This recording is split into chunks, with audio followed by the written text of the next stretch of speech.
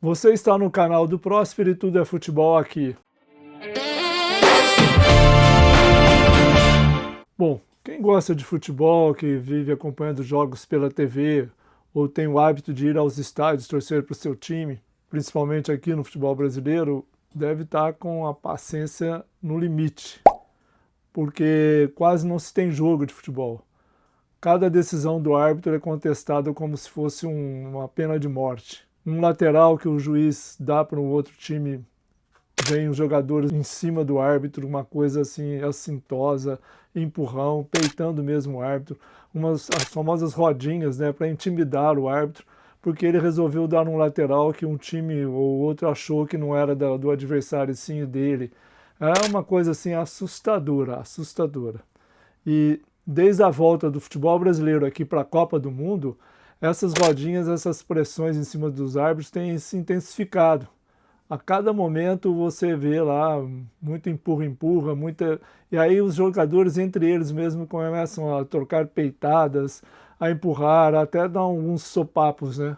Uma coisa assim de um baixo nível absurdo, em se tratando de futebol profissional, de um jogo que movimenta milhões e milhões de grana, de reais aqui no Brasil, lá fora nem se fala.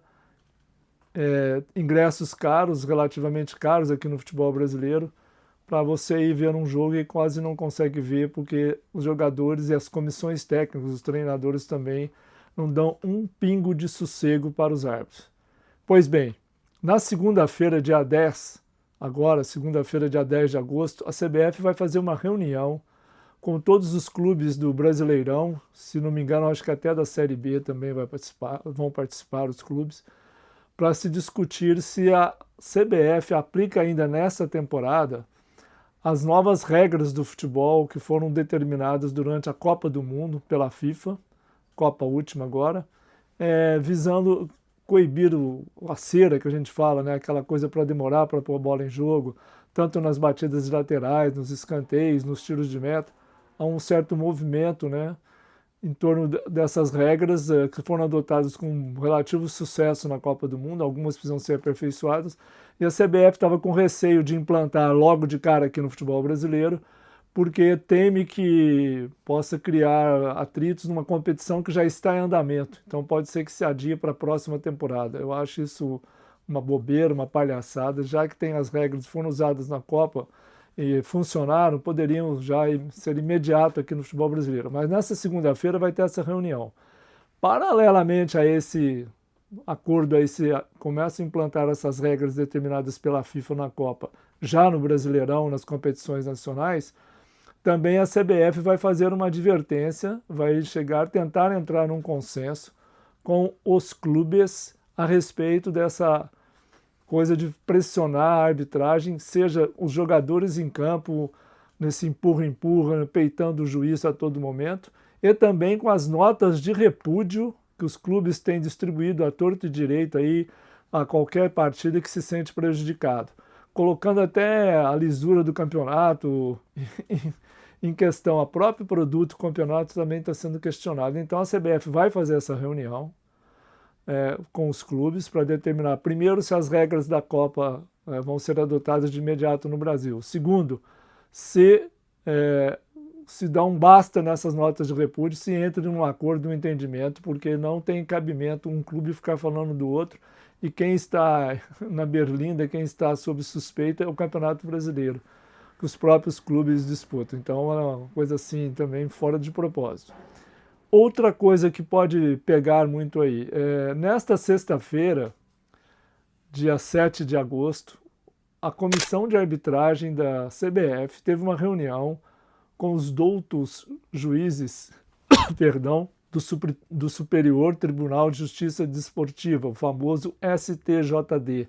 Essa reunião foi para alinhar, como eles dizem, melhor aprimoramento da arbitragem no futebol brasileiro. E uma das conclusões dessa reunião é de que os árbitros precisam preencher as súmulas com mais subsídios para depois os jogadores, os técnicos, quem for punido durante o jogo. A súmula é um relatório que o árbitro faz depois de cada partida, contando tudo o que aconteceu ali, por que ele deu um cartão vermelho, um amarelo, qual a infração que tal jogador cometeu, ou o próprio treinador, a comissão técnica, então fica tudo relatado como se fosse uma súmula jurídica ali de tudo que aconteceu no jogo.